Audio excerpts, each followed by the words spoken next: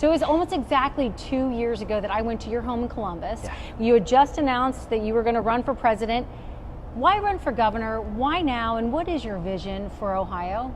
One of the things I learned, Tanya, was during my time running for president, many of the changes I cared about driving in our country have to be driven by the states, particularly in improving education. And so I think we live in such a great moment. I think the energy in the country is at a high level and in a good way. President Trump is going to do his part at the national level, but I think we need a leader here at home who's going to revive our conviction in Ohio. And the way I'm going to run this campaign is, you know what, it's going to be constitutional conservatives like me, of course, but independents, politically homeless Democrats, Reagan Democrats, libertarians. We want a big tent coalition who cares about economic excellence and educational excellence in this state. And I'm in this to lead our state to the next level as a new generation of leadership. So your vision for Ohio then, how would you describe it? I want to lead Ohio to become the state of excellence, the top state in the country to start a family, raise a young family, to start a new business and to grow that business, to teach our kids how to excel in reading and writing and math and embrace meritocracy, slash and burn the regulatory apparatus that stood in the way of economic growth in this state. My vision is to lead Ohio to be the top state in the country to both succeed economically and, most importantly, to give your kids a world-class education. You were born here in Cincinnati to immigrant parents. Yeah. You graduated from St. Xavier High School. You're still a young man, but when you were a much younger person, could you have ever envisioned this particular day? I wouldn't have as a much younger person. I think of Mrs. Kinney, who was actually a teacher of mine at Rellis, Robert E. Lucas Intermediate School in the Princeton School District. She would have been here today. I'd be thanking her. She died tragically in an accident a couple of years ago, who caused me to see in myself potential that I didn't imagine in 6th grade. That's why I think it's so important to have the best educators in the country in this state. I went to St. X for high school, incredibly grateful for the education I received there. The first home that I grew up in is actually just miles from where we are right now. So it feels great to come back home to launch this next chapter. We're in this for the American dream for our kids. Apoorva and I have lived the American dream ourselves. She's a successful throat surgeon at Ohio State, so far the real true public servant in our family. And this is my calling to help young kids across the state live the same American dream that the two of us have. You keep talking about education, and the current proposed budget in Ohio cuts funding dramatically for public schools, gives a lot to charter and private schools. Do you think that that is something you would continue, or how do you want to shape education? So here's my view. I am a school choice evangelist. I do believe that every parent has the right and deserves to send their kids to the best possible school for that kid. That's a very individual choice. And I think we can actually go further in Ohio in the direction that Arizona or Iowa have gone. But, Tanya, I also think we have to make sure that our public schools are equipped to compete with the best of the alternatives. And one of the things we've seen in our state is it's not automatically that throwing money at a problem fixes that problem. To the contrary, we've actually seen money going to public school districts where we haven't seen actual results flowing from that. So one of the things I want to do for our state and for the kids in our state is implement a system of merit-based pay for every teacher, principal, superintendent, and administrator in this state. And let me be crystal clear, the best teachers, the best public school teachers, people like Mrs. Kinney, deserve to be paid a lot more than they are right now. But we're not recruiting the best anymore because there's no meritocracy in compensation. Combine that with some basic other changes. Actually get the cell phones out of our public schools. This is uncontroversial, not a Republican or a Democrat issue. Bring back physical education at a young age. I want to bring back the presidential fitness test, something that we got rid of in middle schools a long time ago. Physical health, mental health as well. Addressing this crisis of purpose in our young people with civic education that teaches them to be proud of our state and our country rather than ashamed of it. That's what I want to stand for. And one of the things we're even going to do is go even a step further. Every kid who graduates from a public school when I'm governor is going to end up having the civic education to be able to pass the same civics test that we require of every legal immigrant to this country, because you can't be proud of a country and a state that you don't know the first thing about. That's what we're going to change. You talk about merit-based pay. That's union bust. That's going to be that sounds like union busting. Well, here's what I would say is, I don't want to pick a fight with the teachers' unions. I don't want to pick a fight with anybody, really. I want to unite the state. But I will do whatever is required to stand for the achievement of our kids. It's uncontroversial in the business world. Look, we're at a great company here today, an aerospace company in the heart of Butler County, just outside of Cincinnati. How proud should we be of the fact that we're leading the way, even in the sectors of the future? Well, the way businesses pay their employees is the best ones get paid most, and the worst ones don't. And I think that's a true meritocracy, which is the idea that America was built on. And so I don't think that we should apologize for meritocratic principles, especially when it's with the best interests of our kids in mind. So I want a Big Tent coalition. I want to unite this state. I want to make sure the best of those public school teachers are paid significantly better than they are right now, as they deserve to be. But I want to stick to our principles while uniting as much of this state as possible. And my message to Democrats, I'm saying this across the state in our entire tour that we're making right now. My message to Democrats is that if you care about economic excellence and educational excellence, if you care about having more money in your pockets and in your kids' bank account, if you care about giving your kids the same shot at the American dream that this country and this state gave me, then we're actually on the same team. We may not agree on everything, but we're on the same team on this mission to take our state of Ohio to the next level. That's the kind of leader I think this state deserves. It's the kind of leader that I aspire to be, that Apoorv and I as a family aspire to be, to set an example for young people in this state. And I'm excited about what's ahead. You reported Doge for a hot minute. Yeah. Do you intend to bring a Doge mentality to Ohio? Look, my vision for Ohio is to bring the American dream to Ohio. And that is going to require taking a long, hard look at the way our money is being spent from the state level all the way to the local and county level. And an easy, uncontroversial step we're going to start with is just public transparency. Tell the public how our money is being spent. Let the public at least see it. I think that's trust enhancing. I think that's productive. And just like a good business might report to its shareholders, so should the local governments to the state government report to the taxpayers, who are like their shareholders in some sense as well.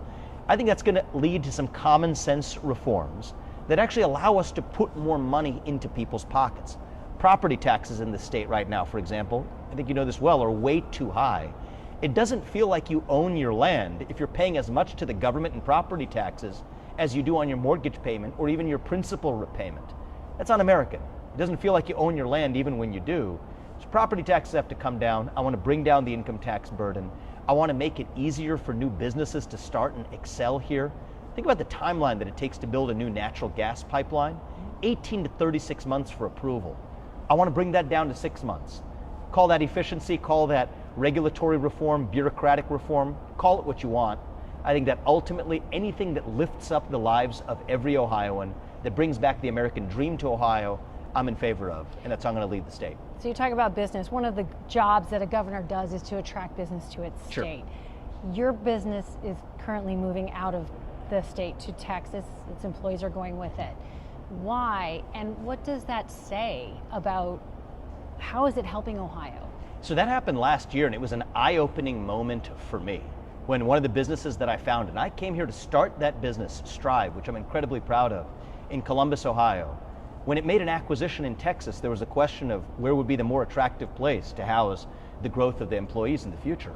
The fact that the CEO independently came to the answer that that was Texas really made my heart hurt as an Ohioan. Texas has a zero income tax. We have a state income tax that's significantly greater than zero. Texas has a far more favorable regulatory environment, which affects the way new entrepreneurs are able to build. So in some sense, Tanya, for me, that was actually a wake-up call, an inspiring moment to say, there is no reason we can't be the most attractive state in the nation to start that new business, to become an entrepreneur, to grow your young family here, and for those kids to choose to stay here. But that's not going to happen automatically. It is going to require a governor who's willing to drive some real changes. I think it's going to take a new generation of leadership, a governor with fresh legs to lead us there. And here's my vision for the state. If Silicon Valley led the way in the American economy for the last 10 years, I'm here to make sure it is the Ohio River Valley for the next 10 years. And it may not be in the sectors of the past, but it'll be in the sectors of the future. From AI to aerospace to nuclear energy to semiconductor production, biotech to Bitcoin. I want it all in the state of Ohio. I think of this moment as a kind of modern Northwest ordinance for our state. And if we're governed in the true conservative state we are in terms of the principles of small government, but putting money back in people's hands, that's not going to lose us elections. It's going to win us elections because it'll lift up more people from poverty. It'll revive that sense of civic pride in our young people. And if we're doing our jobs right, I believe that we're going to see patriots across this country, from even New York to California, from Florida to Texas, who share our values, moving here, or in some cases moving back here, thinking about kids moving back to being closer to where their parents were and their grandparents are. Too many kids are moving out of the state. I want to see that change, and that's how I'm going to lead us. Do that. Okay, on that point, a lot of federal dollars flowing into Ohio right now. Intel chip plant, the Brent Spence Bridge project. Do you want to see federal dollars continue to flow in, or is that something that you would be against? I want to see Ohio succeed to the maximum on our own terms. We can see where the puck is going. We got to skate to where that puck is going. Give you some examples of some basic reforms that I think are common sense, but we're going to actually have to have the courage to implement. I think we do need to attach work requirements to programs like Medicaid, to programs like welfare. I don't think that should be controversial. That's not just a budgetary measure. I don't think it's compassion to permanently create somebody's dependence on the government. That's not compassion, that's cruelty. We also have a worker shortage in this state. Everybody who's a business owner would tell you the same thing. We're short on actual workers. Why are we disincentivizing work with this war on work? So the way I'm looking at it, Tanya, is I want common sense solutions that allow economic prosperity in this state, that increase the number of workers in this state, that bring down the crime in our cities. I'll give you another example. It's a common sense reform as well, is that I do think that we have to improve the training for our police officers, and to combine that with bringing back some of the psychiatric hospitals that were shuttered in prior eras, so that our prisons aren't the principal form of mental health care and psychiatric health care in our state. That leaves citizens worse off, but it also is a major driver of cost. So the way I want to lead the state is, I don't care what your political party is, I don't care what letter you put after your name, your race, your gender, doesn't matter to me. We're all Ohioans and we're all proud Americans. And I want to lead the state in a way that lifts everybody up to make sure we're the top state in the country, where people are moving in rather than out, choosing to actually have children here, so a mom doesn't have to think twice before having that second or third kid for fear of the cost of a new stroller or a bigger car, where little league teams aren't shutting down because they can't find a local company to sponsor them. No, I want to lead Ohio to be the state of greatness that sets an example for the rest of the country. What I call the Ohio standard will be the state of excellence, and everybody, whether they agree with me on 100% of issues or not, even if they're in a different political party or an independent, has a seat at the table in this movement. That's the way we're going to lead. All right, I have one more question that I was told. One more question. Polling right now, and is actually Dave Yost's own polling, shows that you are up by more than 30 points. Yost says that is a sugar high, that once people get to know you, that it will be a dead heat. I want your response to that. So look, to the extent that we have a primary this year, I welcome that, because I think competition breeds innovation. I'll be conservative without being combative, and I'm going to work with everybody in this state, even those who run against me, to take our state to the next level, because I think even my strongest opponents are going to have ideas worthy of consideration. I think people have seen a lot of the polling. I was upwards of 60% in one of those polls before Robert Sprague, who was number 3. I'm grateful. Dropped out of the governor's race, decided to run for Secretary of State, and endorsed me. There's a number of other statewide endorsements coming out tonight from the likes of Christina Rogner, Frank LaRose, other great statewide elected officials who have all coalesced behind me. And I think we have an opportunity here to not just unite the Republican Party in a landslide primary, but I want to go further than that and unite this state in a landslide victory next year that moves us forward as one state, united around the idea of making sure, giving every parent that bone deep conviction to make sure their kids are going to live an even better life than they did.